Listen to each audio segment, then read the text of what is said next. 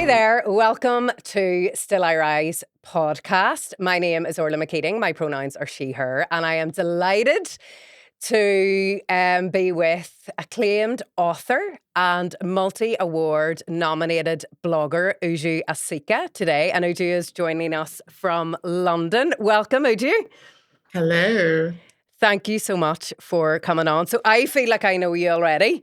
I feel like we've done bits and pieces, but it's been years since we've actually connected Yeah, properly again. I know. And I was thinking it's been 5 years since yeah, 2020. It's just mad. yeah. So do you want to explain a little bit about yourself, about what you do, and a little bit about your personal story to kind of get people on board here today?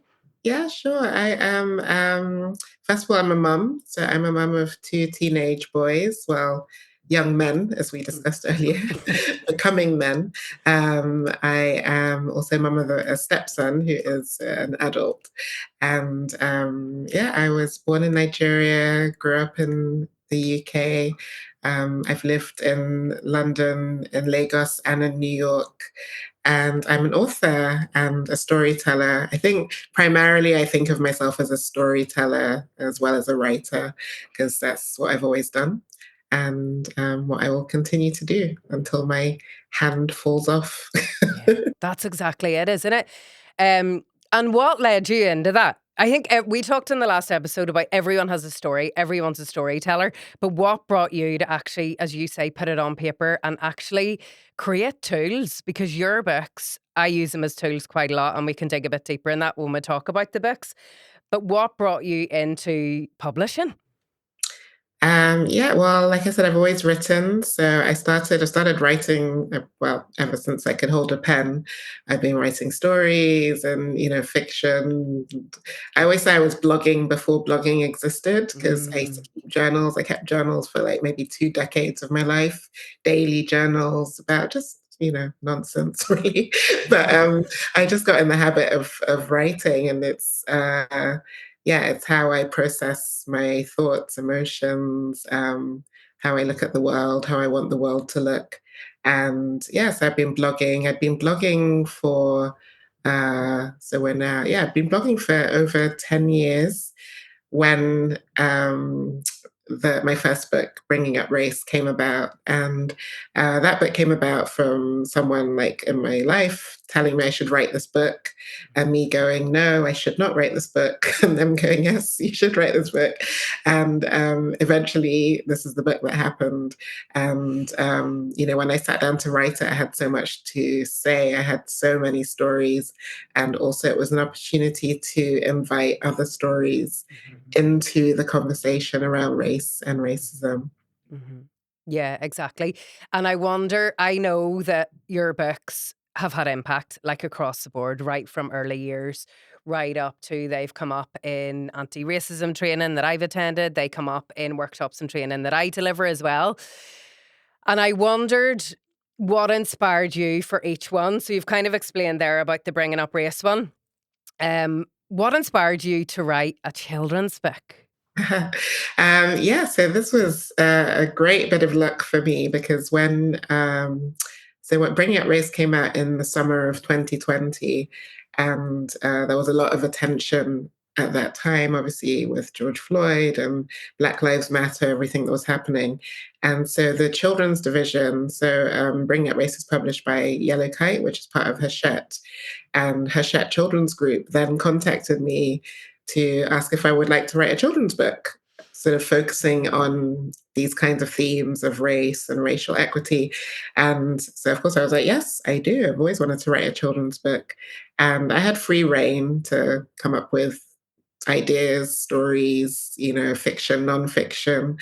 And so I think I pitched them about 3 to 5 ideas, very sort of short ideas of what I thought. And one of them was this idea of imagine a world without diversity and looking at the wonders of diversity. And yeah, they loved that. So that was the book that became A World for Me and You.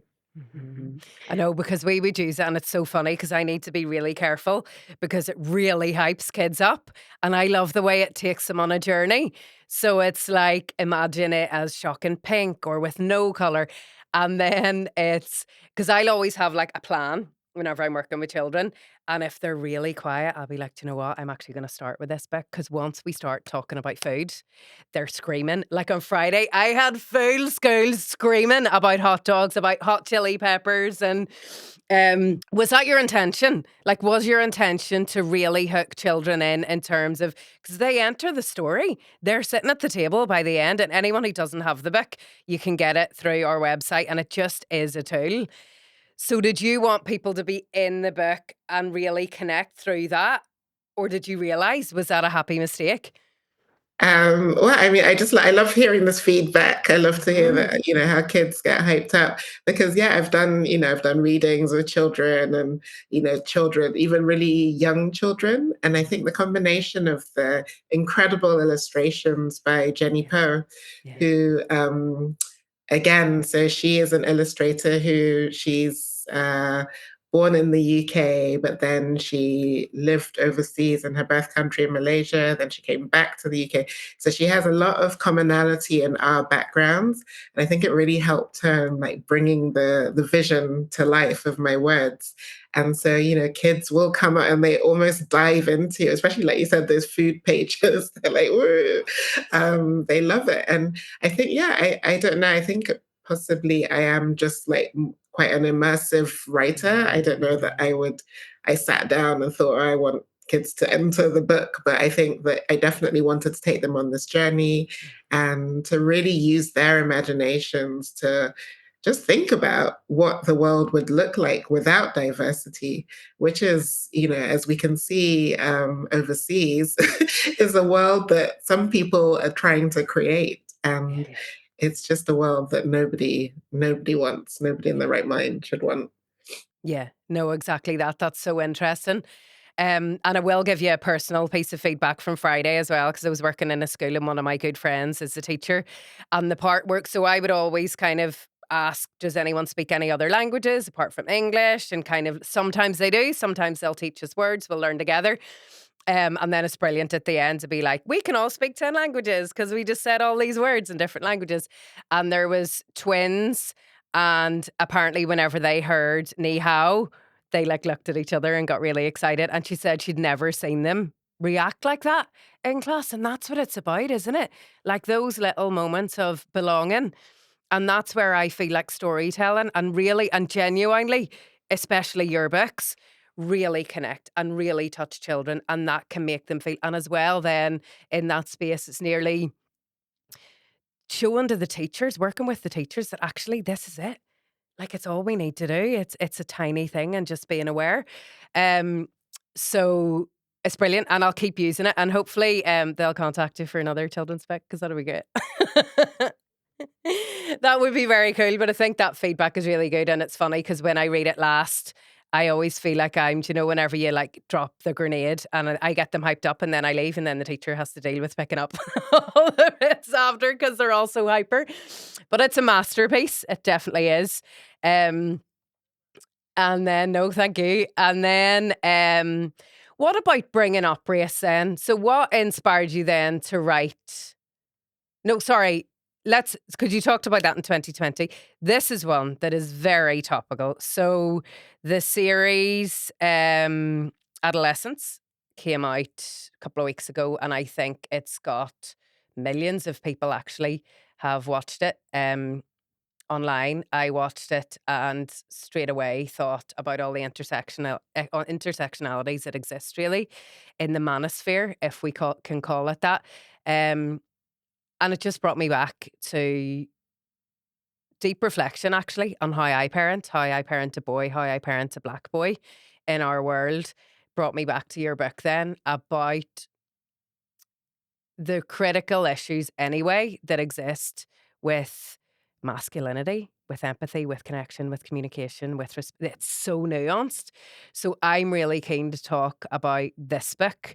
So why initially did you write this one? Yeah, so Raising Boys Who Do Better. Yeah, so I'd written Bringing Up Race that came out, and then A World for Me and You came out 2022.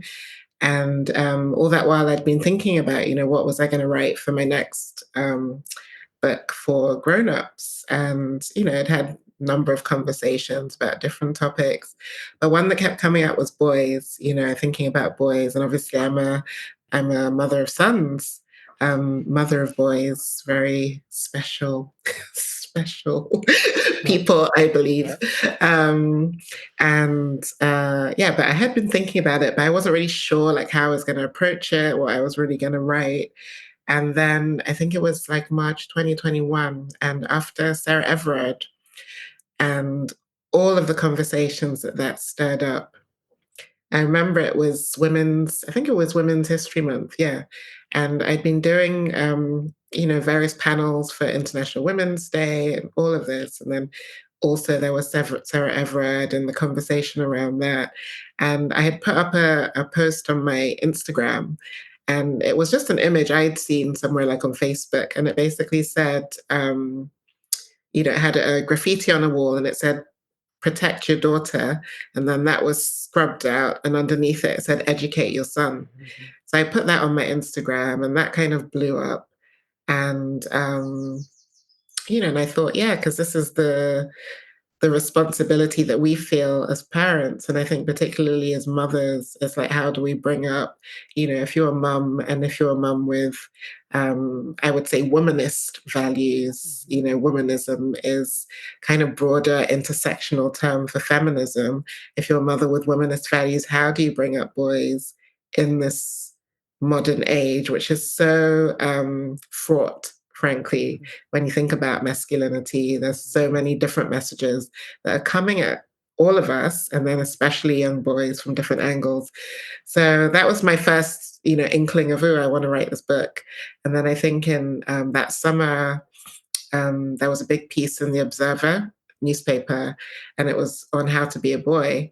And it was written by this wonderful journalist, Tom Lamont, and he interviewed me for that piece. And again, after that, I got, lots of feedback, people interested in discussing it. So I was like, okay, I really need to write this book. And yeah, so that became the spark that led to Raising Boys Who Do Better, which came out in summer of 2023. And what was the most surprising or the most rewarding reaction to this bit? Because it sounds like you knew that it was needed. The conversations were happening even then, and they needed to happen. So what next? What happened then when the book was released? Yeah, ooh, interesting. The most surprising, most rewarding. I think definitely, I don't know, the not surprising, I won't say I was surprised. So the most unsurprising response to the book, which I would say is also the most unfortunate response, is the fact that I'm still, for the most part, talking to women. And on some level, I get it because I am a woman, and that's just the way society is set up. We're set up in these like little spheres, little like silos, and but for the most part, I've done a number of events. Actually, I did an event last summer at festival, and I was very pleased because it was quite a diverse audience. There were a lot of men. It was a festival. Wilderness Festival, and it was the morning, and it was a packed tent, and there were loads of men there, and it was really fantastic. But most of the events I've done have been majority women, talking about this. And I get it, I've written from quite a personal standpoint about mothering boys, but this is a conversation about masculinity, and we need so many more men to engage. And I will say, even in my house, like still to this day, people ask me, "Have your boys read the book?" And I'm like, "No, they have not read. They've not read the book. I don't know You're why never a prophet in your own home. they have not. I can't even get them to read. It's like, and the thing I've just said, I'm just going to leave it, and it's there. They know I've written the book. I have these conversations with them anyway, but it's a stumbling block, and it's something that we need to figure out as a society. How do we get men reading women? How do we get boys reading books about girls and not feeling like that diminishes them in any way? Yeah, so it's a whole thing. On the other hand, the most rewarding, like you said, was just how many people are um, opening up and that does include men. I had a wonderful, wonderful event with so there's and she's a blogger. What Sarah read next. Oh, yeah, That's yeah. her blog. She's fantastic, sort of book blogger, and I did a fantastic event with her. And honestly, the best part. So again, it was a room full of women, but there was a couple of men in there. And the best part of that session for me was when the two men, having listened to all of these discussions, they then opened up and they had this one to one in the room. They had this one to one about some of their experiences as men just walking down the street. It was a white man, black man, and their experiences of men just walking down the street and having to put on this like armor and this shield of being a man in the world. It was just eye opening. And for me, some of those are the most rewarding moments. It's like, I've written this book. I haven't just written this book for it to sit on a shelf. It's for it to open up conversations that can then sort of lead to more conversations and hopefully then to some kind of change. Mhm.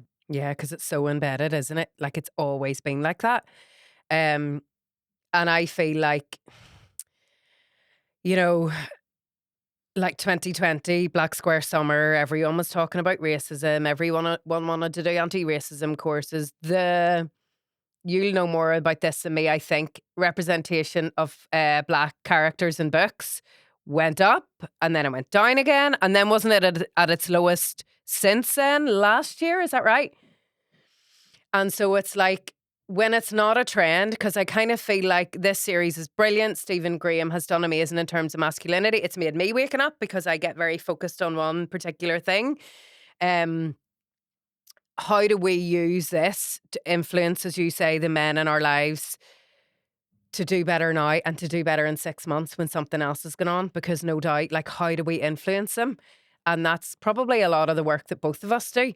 How do we influence the people who aren't affected by it and who are maybe unaware of it? It doesn't matter to them.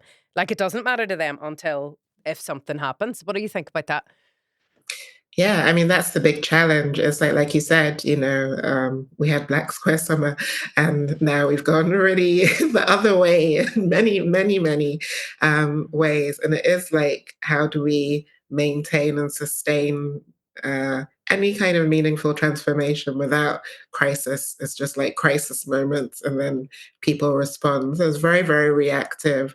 And I think the main thing is, not being reactive. Like you and I, we are proactive in this work, and it's trying to just kind of spread that message of being proactive, like getting in there before it reaches. I watched Adolescence. I finally finished it. I watched it with my 16-year-old, and watching it with him was, I think, quite a powerful thing because on one level, there's so many moments in it that are very uncomfortable, and especially watching it with your child. Um, and then there's some discussions he just doesn't want to have, or he's not interested.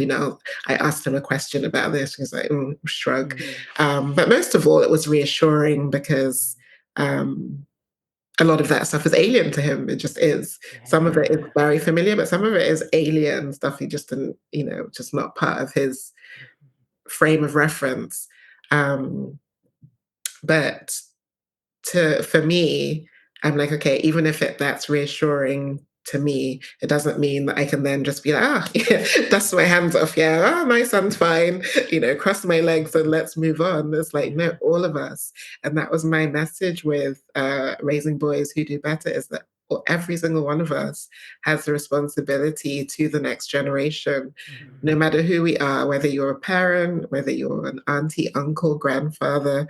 If you have made it into grown uphood, whatever adulthood means, as we Yeah. know, like, where are the adults? You get to adulthood, you're like, where are the adults? But if you've made Yeah. it to this level with some degree of, understanding and awareness, it's like, how do you help the next generation with everything that's coming at them?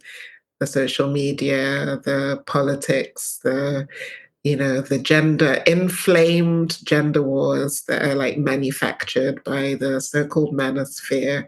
Mhm. How do you help them navigate all of this? And we can't do it alone. I think that was a really powerful message in adolescence.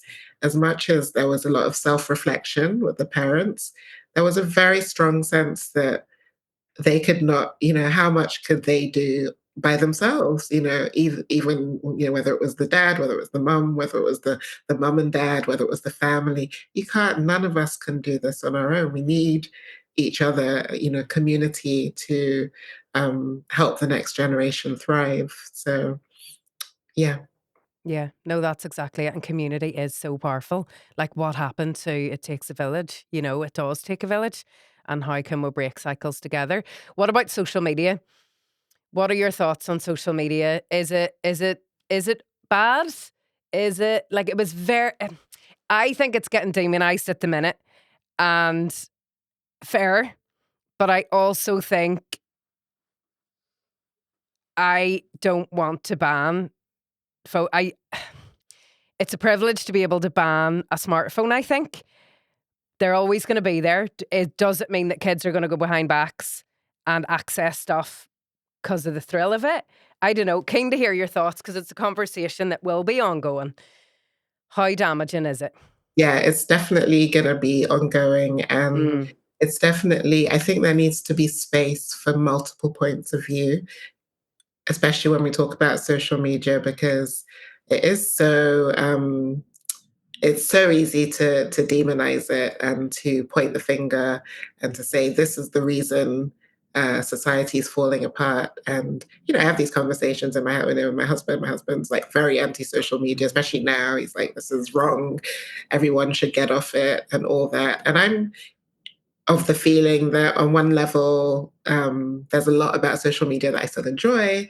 It's a really powerful way to communicate and to connect.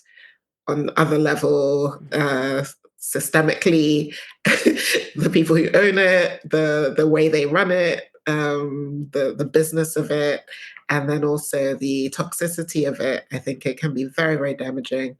I've always had the opinion that it should not be allowed for children under yeah, 16. Always had that opinion. And it frustrates me because as soon as my son was 13, he was like, right, mhm, yeah, onto whatever, because he could. yeah, And I'm not going to like ban him or be like, no way, his kids, his friends are all on TikTok. And he's going to be like, I can't go on TikTok because my mom says no. So I'm not that mom. Um, for me, what we try to do is have some level of awareness, which again is difficult because I can't sit on my son's shoulder while he's scrolling through TikTok. yeah, But what I can do is check in with them and have a relationship where they feel comfortable sharing some stuff with me and checking in with me on some things so that I have a general sense of what they're engaging with, who they're engaging, how they're engaging, in raising boys who do better. That was my first time of hearing about that man named Andrew. I'm tired of giving him, yeah. yeah, I that know. guy named Andrew. We know who we're talking about. That was my first time about hearing about him, and so I was in the middle of writing the book, and then I read this news article about him, and I was like, "What? Who is this guy?" And when I asked my sons, have you heard of him? Their response again was shocking to me because they were like, "Oh yeah, he's just funny. He's this guy, he just says these things." And I was like, "Huh?"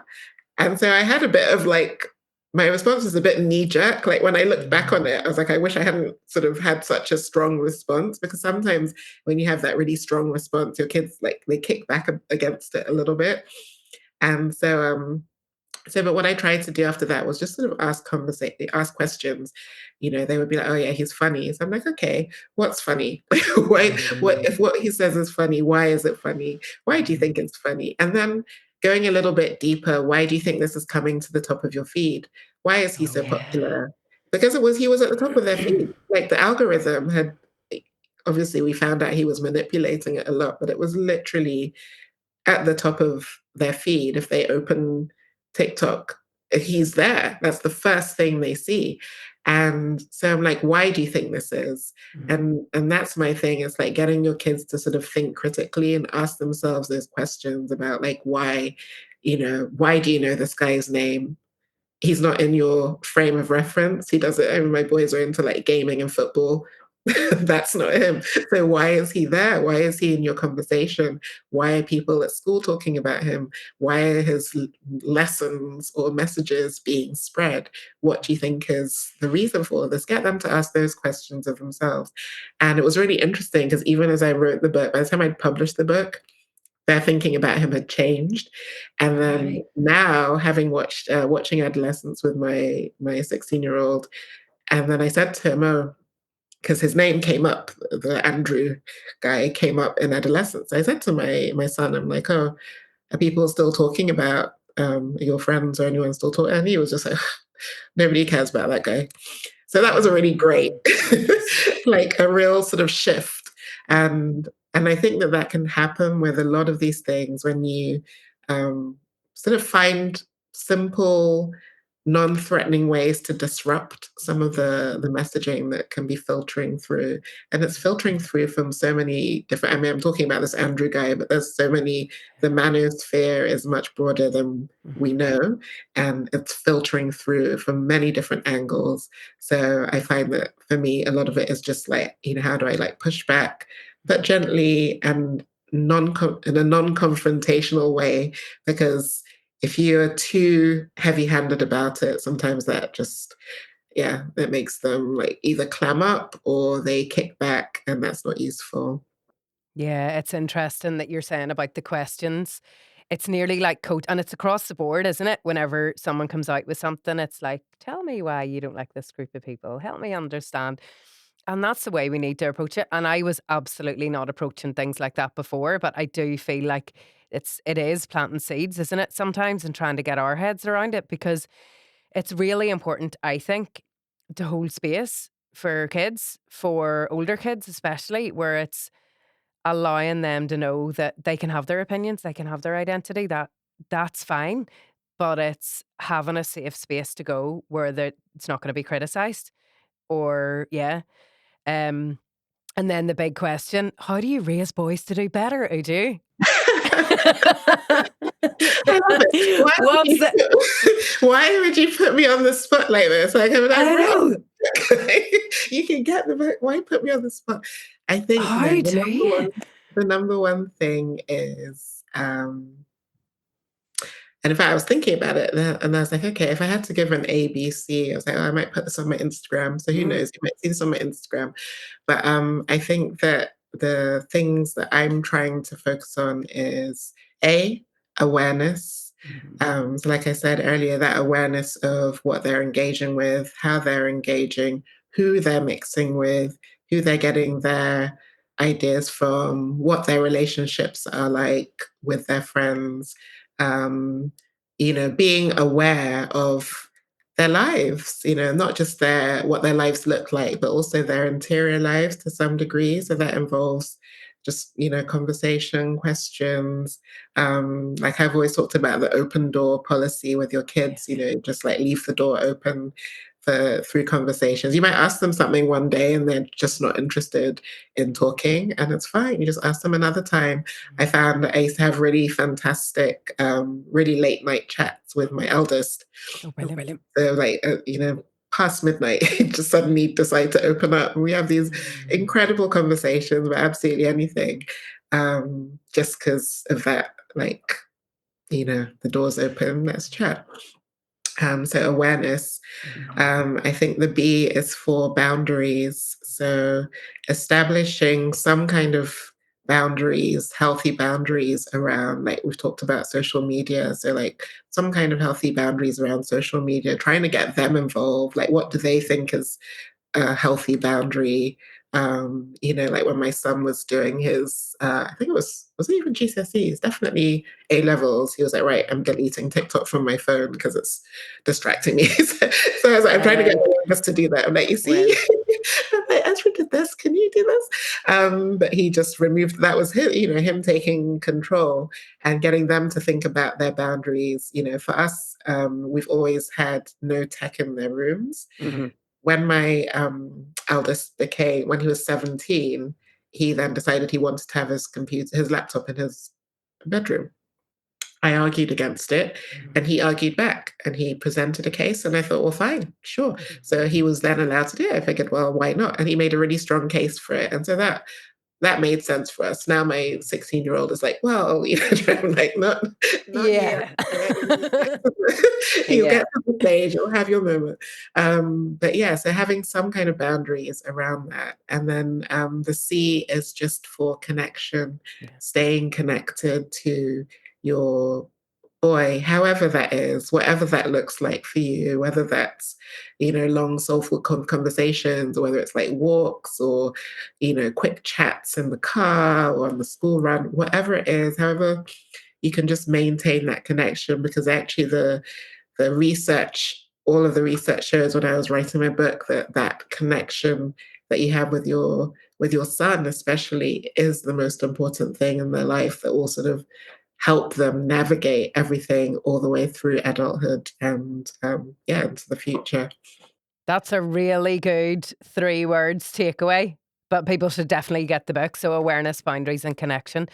Um, and then, so a lot of, I suppose, with other tensions that are coming up, especially in Ireland, in the north of Ireland. So there were, I don't know if you probably did see in the news, there was a far right, they were called the race riots in August.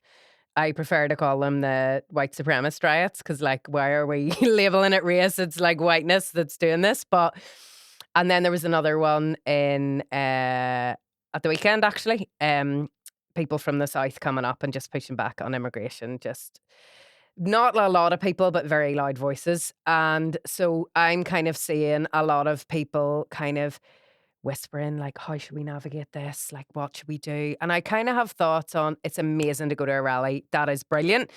But what I found, especially from the rallies, pushing back on the far right rallies, there was 50,000 people there. Everyone showed up. It was really powerful, but that was it. I feel like people went home and that was it and continued. And I do think people don't know what to do. So it's kind of like, well, what can we do? What should we be doing? What should we be saying? What should, how can we continue this? And I think in the book you do talk about honest conversations about race. I think it's a brilliant tool for all adults essentially, but especially educators who do spend a lot of time with children. What advice would you give then for the teachers that or parents that just don't know what to do? What do we do beyond the rallies, beyond the likes on social media because of time capacity, because it doesn't affect them? That's okay. But when intentions are good, what can we do? Mm, mm. Yeah, I mean, I'm so glad you've brought this up because you're completely right. It's like sometimes, and yeah, I mean, the rallies are absolutely essential. I think it's great. It's so important to, and I found it the same with, obviously the situation in Palestine and all of this. It's like, movements are powerful, and being part of a movement and um, so putting your body in the street, I think, is really powerful. Speaking out where you can, as loudly or as softly as you can, is really powerful. Like you said, conversations, conversation is like, it's almost become like, I say conversation so often now, it just sounds almost ridiculous to me. I'm like, oh, conversation. But actually, I think just simple those conversations, because the more you have them, the more it sparks something, not just in the person you're speaking with, but in you. You can gain so many new insights just from one conversation that can lead to you then having more, like I said, awareness, going out there to educate yourself, to understand like what are the roots of this, where is this coming from, and how can I sort of push back against this in my own home, in my own circles. Start with your circles, the people that you deal with every single day. Make sure you continue those conversations. How can we together do something about this rather than, acting like it's something far away that doesn't affect us. It actually affects all of us. I mean, like I mentioned at the beginning, you see what's happening over in the States, and that is, I mean, it's happening across Europe in different ways, but the way it's happening in the States can easily spread just because of the way the narratives are controlled. I'm talking about, I'm a storyteller, and I think a lot about narratives and who is controlling them. And if you have, whatever your sphere of influence is, you can help shape the stories that you are telling, that your children are growing up with, that the way the stories they tell about other people and what otherness is, and, who belongs and who belongs where. And it's really, really important just to continue that, not think that, "Oh, I'm just going to go on a rally and then come home and I'm done." But no, this is part of my everyday experience. I'm going to continue it. Yeah, that's it. And it's a journey, isn't it? Like we're never going to complete this. Um, and it's existed since the start of time, but I think it's ebbs and flows. And I do wonder sometimes, is it we have access to this now? Like, as you say, the genocide in Palestine, we're watching a live stream genocide. It is, I think, the worst in history. There have been there have been horrific genocides, there's been horrific ethnic cleansing, but it's nearly before it would have been relying on what BBC tell you, in the 80s and 90s and stuff. So it was, now you're right, like it is showing up in the rallies if you can, if it works, being soft, being loud, and actually integrating it into your day to day and like making it a part of your life, I think. And so then in the book as well, you talk about microaggressions and biases. And a lot of that I find, and a lot of the adults and parents and educators that I work with, the hardest part, it's easy to read a book to children. It's easy to talk to children. How do we unlearn? And I think that's the hardest part because there's a lot, and I do believe that like I have stuff in my DNA, like that my parents and grandparents went through in Ireland that like will always be there. There'll always be sectarianism in my DNA, I think.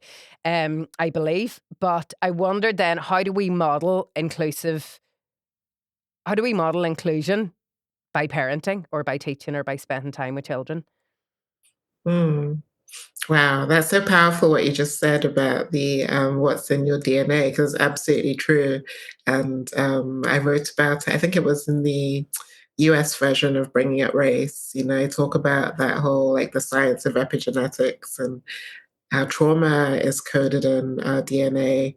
But, when I think about it, like, trauma is coded in there, but so is resilience, so is Mm. survival, and so is what we're talking about now, that connectivity, that need to belong, that need to be together, to cooperate, to move forwards. I was listening to another wonderful podcast, my favorite, Trevor Noah, and Oh, he yeah. had yeah, and he had on I'm going to forget his name now, but he's the author of Humankind, Yeah. and he was talking about this whole thing, which I'd read about as well, which is about not survival of the fittest, the Darwinism and everything, and the survival of the fittest. But he said how humans have evolved to survive is really survival of the friendliest, survival of the friendliest. Mm. That is the thing that has held us together and allowed us to um, to flourish in multiple communities and civilizations. And I think that sort of leading with that, leading with the empathy, leading with compassion, leading with um, that sense of like embracing diversity, embracing so-called whatever is seen as otherness is just part of it's just the beauty of humanity and the wonder of humanity. And I think that that's so easy to do as a parent, for if you start to believe it yourself. So I think a lot of it starts with the work that you do on yourself as a parent, in case you have any barriers inside of you from the way you were brought up, or a lack of education, or a lack of access to other people who don't look like you. What's your circle like? All of this stuff can affect you. So I think that start with yourself, and then it becomes much easier to model what you want to see in your kids. Yeah, definitely, definitely. I love that, survival of the friendliest. Yes. And so then across all the books, there's obviously the advocacy for embracing empathy, for diversity, for equity, for inclusion. What role, I already know the answer to this because I've asked it before, but what role for podcast listener does representation play in shaping worldviews for children and for adults?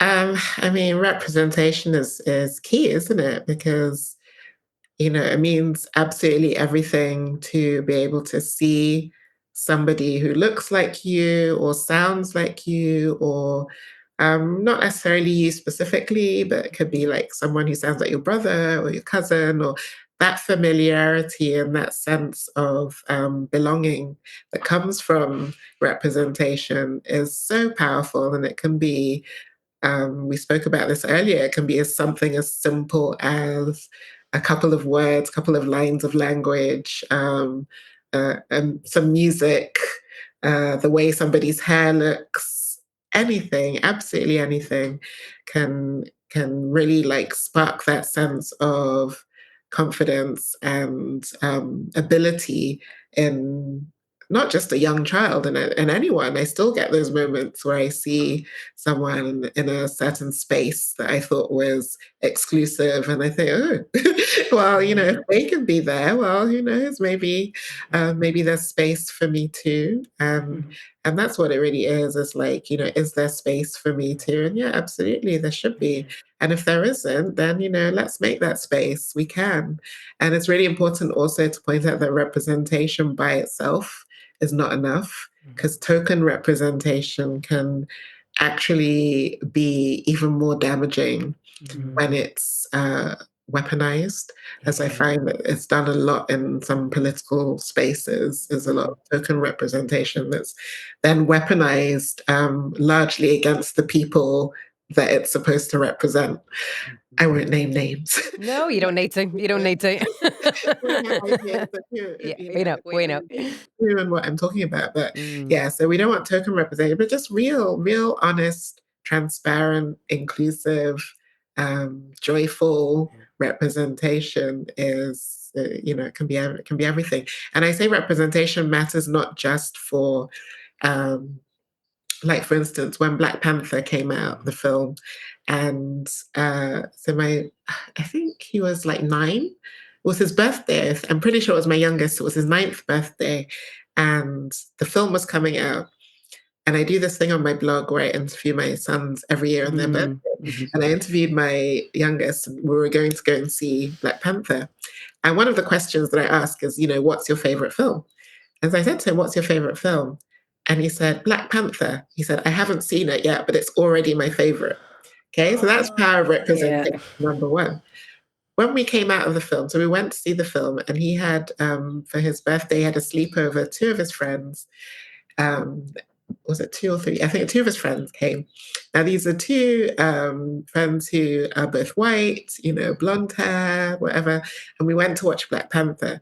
When we came out of Black Panther, as I was walking, I heard all three of them. So that's my son, who's black, and two two white boys arguing over which one of them was more like Killmonger, the character, the villain. Yeah. And they had this Amazing. long, all the way home. They were just, oh, no, no, Mike, no, I've got the hair, I've got this, that.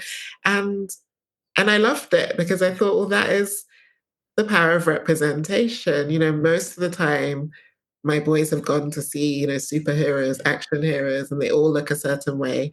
And this time, it's, the cast is majority black, and there's young children of all races who are going to go out there and identify and feel empowered and feel like they can embody these heroes as well. And I'm like, representation matters for everyone. It's not just one minority ethnic group. Mhm. Yeah, 100%. That's so wholesome. I love that story. So what gives you hope then for raising future generations? Because there is hope. Like the kids are all right, mostly. Yeah, yeah, and this is another, like, it's another of my messages. It's in, Mm. a hopeful guide for a new Mhm. generation. Yes. It's in all of my books, that sense of hope. And I think that it's seeing the change. So even though it's frustrating and disheartening to see how things are rolled back, a lot of the time you think you've made progress and then it's like it's rolled back. But then you can seeing the changes that have happened Yeah. and seeing the impact that that change has created. Looking at some of the even my sons, like, we have very different backgrounds. And I went to school, all white school. I had certain experiences. My sons have gone to multicultural schools. And the way they like listening to even just something as silly as listening to my sons talking with their friends and using like Nigerian pidgin as slang and hearing their like white English friends using Nigerian pidgin as like little things like that. Are like, Yeah. these are things I would never have imagined when I was a child, and now is just common. And it shows that like society is changing and will continue to change and evolve, no matter what certain sectors think or do. There's nothing you can do to stop the change just from the mix of people that are in society and more people intermarrying and all of this. Like, Mhm. we are just going to continue to evolve despite ourselves.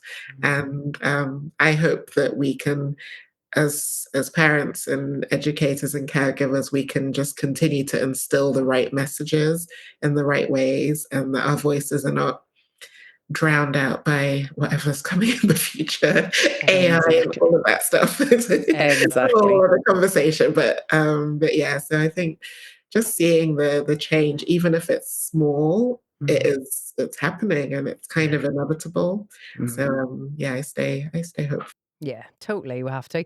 So I end the podcast with your favorite book or a book recommendation. We have talked a lot. I mean, obviously, your three are our favorites, but is there anything that has really had an impact on you beyond your own books or anything you'd like to recommend?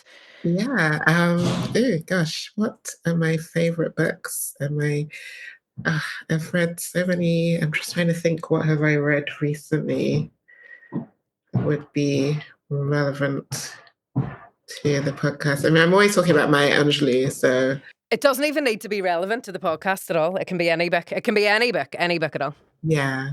I mean, Maya Angelou, I think, and I Know Why the Cage Bird Sings. Mm, Obviously, there's a whole series after that, but they're just going back to that first book. It's so powerful, and and I always find that, like, same as with adolescence, I think about how I think nonfiction is essential for that research and the real true life experiences. But I often think fiction can really touch us so powerfully and cut through a lot of the chatter to get to the heart of what you're trying to say.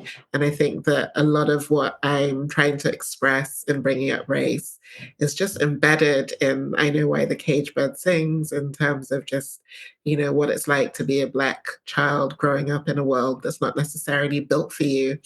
And yeah, so I think that I also recommend Homegoing, mhm. which is a book by Ya Gyasi. Okay, And that is just incredible book. And it will brilliant. teach you a lot about slavery and its roots and yeah, what happens next.